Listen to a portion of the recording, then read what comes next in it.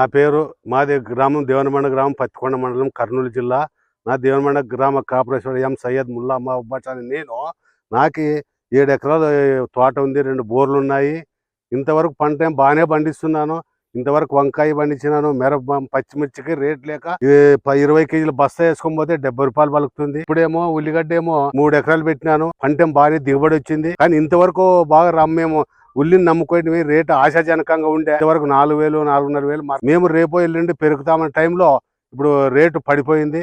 కాబట్టి మోడీ గారు దయచేసి ప్రభుత్వము ఎలాగైనా మాకు సహకరించి మామూలు తగు చర్యలు తీసుకొని ఎక్స్పోర్ట్కి ఇవ్వవలసిందిగా మోడీ గారికి, రాష్ట్ర ప్రభుత్వం చంద్రబాబు నాయుడు గారికి, మా పత్తికొండ ఎమ్మెల్యే శ్యాంబాబు గారికి, అందరికీ మా యొక్క దేవనమండ గ్రామం తరఫున మా రైతు నేను దేవనమండ దర్గా మహబూబ్ బాషా గారు విన్నవించుకుంటున్నాను. ఫస్ట్ ఏమో రైతుని చెప్పినారు, రైతే రాజు అని చెప్పినారు. ఫస్ట్ ఏం పంటలే మా ఆశజనకాన్ని అని. రైతుకు రాజు ఎక్కడుంది?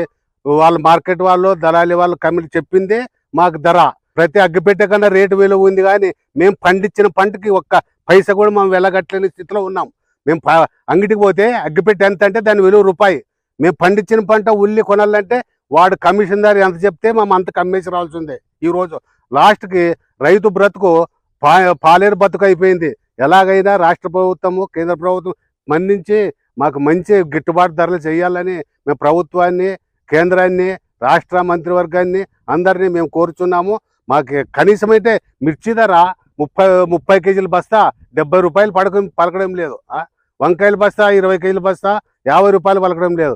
ఇంతవరకు అన్నద కూలేమో 300 350 ఉంది. మేము రైతులు ఎలా బతకాలా ఎట్లా? కాబట్టి రాష్ట్ర ప్రభుత్వాలు, కేంద్ర ప్రభుత్వాలు సహకరించి ప్రధాని మోడీ గారేమో ఇంతవరకే ఉల్లిని ఎగుమతి ఎక్స్పోర్ట్ ఇస్తానన్నాడు. మరి ఇప్పుడేమో ఎక్స్పోర్ట్ తీసేసినాడు. కాబట్టి మాకు ఎట్లాగైనా రైతులకి న్యాయం చేయాలని అందరికీ రాష్ట్ర ప్రభుత్వాన్ని, కేంద్ర ప్రభుత్వాన్ని, మా పత్తికొండ తాలూకా అందరినీ నమస్కరించి మేము రైతు ముల్లా మహబూబ్ బాషా దేవనమండ గారు రైతుల తరఫున నేను విన్నవించుకుంటున్నా.